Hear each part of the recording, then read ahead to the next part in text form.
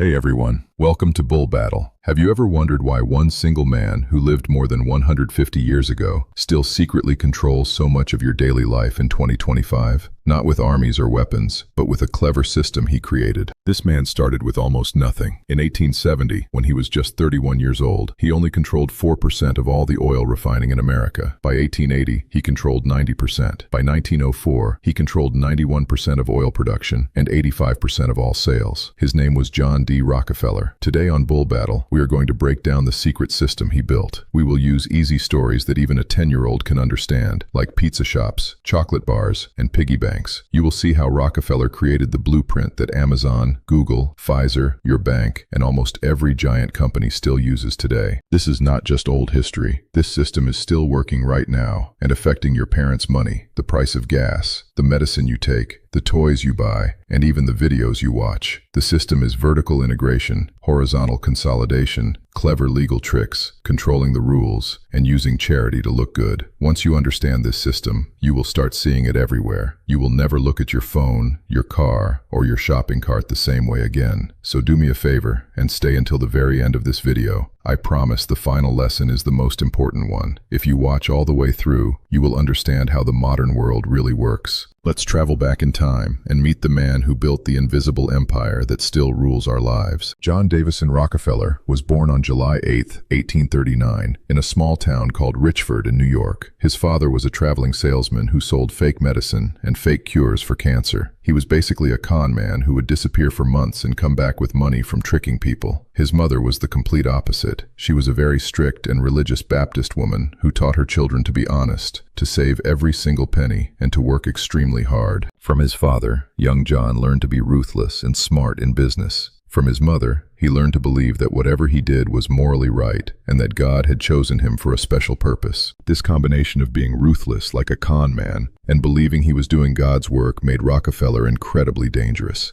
He could destroy other businesses without feeling guilty because he truly believed he was bringing order to a chaotic world. When he was a teenager, he already showed signs of being different. He saved every penny he earned from selling candy and little jobs. He kept a small notebook where he wrote down every single cent he spent. This habit of tracking money would help him later when he became one of the richest people who ever lived. In 1859, something huge happened. Oil was discovered in Titusville, Pennsylvania. It was like a gold rush, but with black gold. Thousands of people rushed there hoping to get rich by drilling for oil. Prices went crazy. One day oil was super expensive. The next day there was too much oil and the price crashed to almost nothing. It was complete chaos with boom and bust cycles. Most people thought the big money was in drilling for oil. But 20-year-old Rockefeller, who was working as a bookkeeper in Cleveland, Ohio, saw things differently. He thought drilling was too risky, like gambling. You might get lucky and become rich, or you might lose everything. Instead, he looked at the refining business. Refining means taking the dirty crude oil out of the ground and turning it into clean kerosene that people used in lamps to light their homes.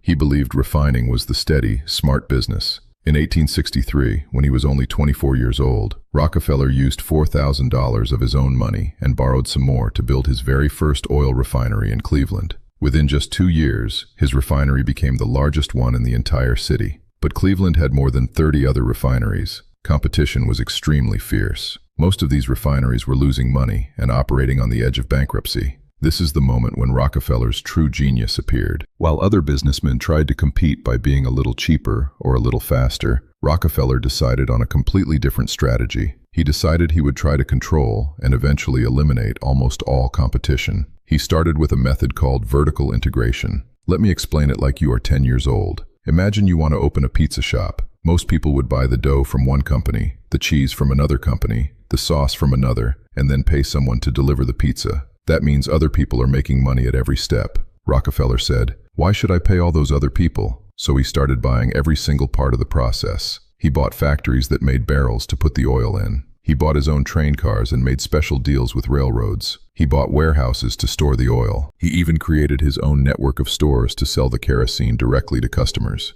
Because he controlled every single step, his costs became much lower than everyone else's. While his competitors had to pay 25 cents for a barrel, Rockefeller could make his own barrels for only 15 cents. While others paid the railroad full price to ship their oil, Rockefeller owned tank cars and the railroad actually paid him rebates, meaning they gave him money to ship his oil and charged his competitors even more. This gave him a huge advantage. He could sell his kerosene at lower prices than anyone else and still make a good profit. His competitors could not keep up. This was the beginning of his empire. By 1870, Rockefeller had created the Standard Oil Company of Ohio. His business had grown from one small plant to the largest refining operation in the world. But he still only controlled 4% of all American oil refining. That was not enough for him. He wanted everything. So he launched the second big part of his plan, called horizontal integration. Horizontal integration means buying or destroying every single competitor in your industry. In 1872, Rockefeller did something that became famous in history books.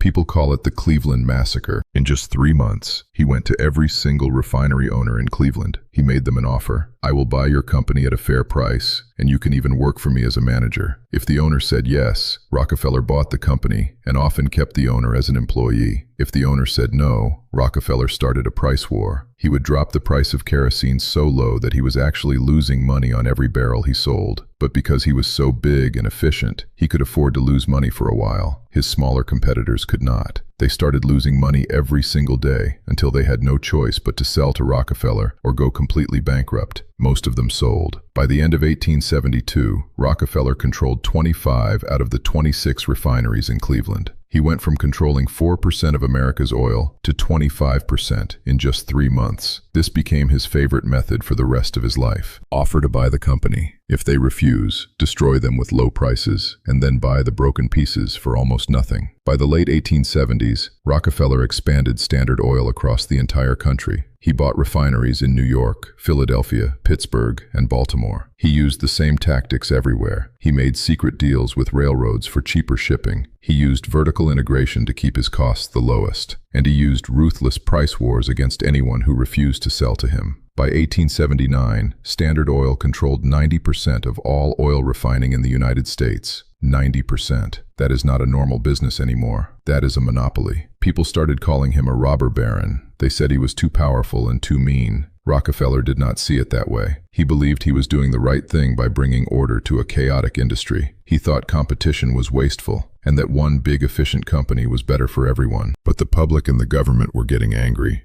In 1890, Congress passed the Sherman Antitrust Act to stop monopolies like Standard Oil. A brave journalist named Ida Tarbell wrote a famous book that exposed all of Rockefeller's secret deals and ruthless tactics. The pressure became too strong. In 1911, the Supreme Court of the United States ruled that Standard Oil was an illegal monopoly and ordered it to be broken into 34 separate companies. Most people thought this was the end of Rockefeller's empire, but they were wrong. It was actually the beginning of something even bigger. When the company was broken up, Rockefeller still owned shares in every single one of the 34 new companies. Before the breakup, one share of Standard Oil was worth about $600. After the breakup, the total value of all 34 pieces together became worth more than $2,000 per original share. His wealth actually tripled. Many of those 34 companies later became the giant oil companies we know today, like Exxon, Mobil, Chevron, and BP. Some of them even merged back together over time. The monopoly was broken up on paper, but the power and the system quietly came back even stronger. But the most important thing Rockefeller created was not the oil business itself. It was the system, the method, the blueprint that every giant company still follows today. Let me show you exactly how it works in 2025. Take Amazon, for example. Amazon started as just an online bookstore, but they used Rockefeller's vertical integration method. They now own their own warehouses, their own delivery trucks and planes, their own payment system, and even their own cloud computing service called AWS that powers much of the internet. They control every step of the process, just like Rockefeller controlled oil from the barrel to the customer's lamp. Amazon also uses horizontal integration. When they see a successful company, they often buy it. They bought Whole Foods, Zappos, Twitch, Ring, and many others. When they cannot buy a competitor, they sometimes copy the product and sell their own version cheaper, using all the data they collect from their website. This is the modern version of Rockefeller's price war. Google does the same thing. Their parent company is called Alphabet. Alphabet is basically a modern version of Rockefeller's trust. One big company at the top controlling many smaller companies like YouTube, Android, and many others. Google controls about 92% of all internet searches. That is even more control than Rockefeller had at his peak. Pharmaceutical companies like Pfizer learned regulatory capture from Rockefeller. They help write the rules that are supposed to regulate them. They spend millions of dollars lobbying politicians, and they pay fees that fund the FDA, the agency that is supposed to watch them. Banks like JP Morgan Chase use holding company structures that are very similar to Rockefeller's trust. It makes them complicated to regulate. And then there is the philanthropy part. In 1913, Rockefeller created the Rockefeller Foundation and gave it $250 million. That would be more than $7 billion in today's money. On the surface, it looked like he was giving back to society by funding hospitals, universities, and medical research. But it also helped him avoid taxes, control what was taught in schools, and change his public image from the most hated man in America to a generous philanthropist. Today, Bill Gates does the same thing with his foundation. Mark Zuckerberg has his own initiative. They use charity to gain influence and shape policy. This is all part of the Rockefeller system. Vertical integration, horizontal consolidation, legal structures that hide power, controlling the regulators, and using charity to buy respect. This system is now everywhere. You cannot easily escape it. When you buy gasoline, you are probably buying from Exxon, Chevron, or BP. All of these companies came from the pieces of Standard Oil. When you shop online, you probably use Amazon, which follows the same vertical and horizontal methods. When you search for anything on the internet, you probably use Google, which has more market control than Rockefeller ever had. When you get sick and go to the doctor, the entire medical education system was shaped by money from the Rockefeller Foundation. When you put money in the bank, you are probably using a bank that uses the holding company structure Rockefeller invented. Every single day, money flows from your family to these giant companies that are using the 150-year-old Rockefeller playbook. The system is designed to be very efficient. It makes products cheaper and more available. Kerosene went from 58 cents per gallon to only 8 cents per gallon because of Rockefeller's methods. Amazon can deliver packages in 2 days. Google can answer almost any question in seconds. But while you get cheap and convenient products, enormous wealth gets concentrated at the very top.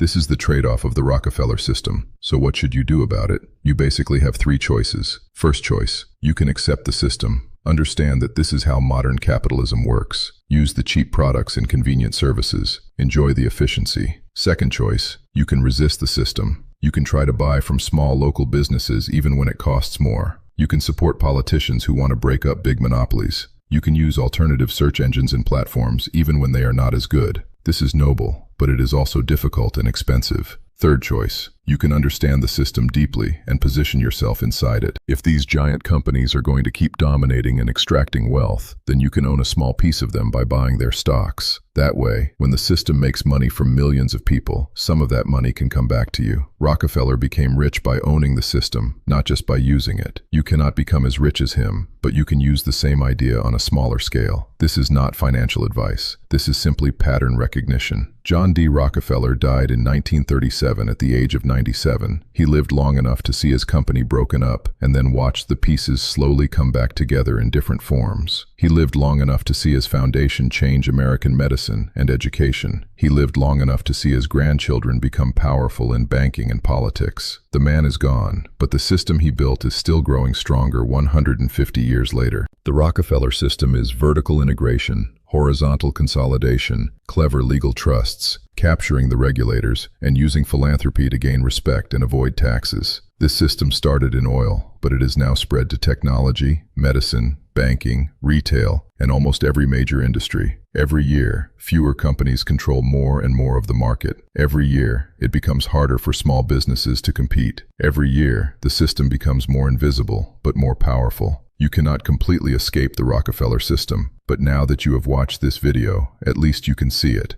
And seeing it is the first step to understanding the world you live in. If this video helped you see the hidden blueprint that controls so much of modern life, please hit the like button right now. It really helps Bull Battle grow. Subscribe to Bull Battle and turn on the notification bell so you never miss the next deep dive into money, power, and hidden history. The answers you are looking for are not hiding in the future. They were built in the past by men like John D. Rockefeller. This is Bull Battle. Now you know the truth. I will see you in the next battle. Bull Battle, out.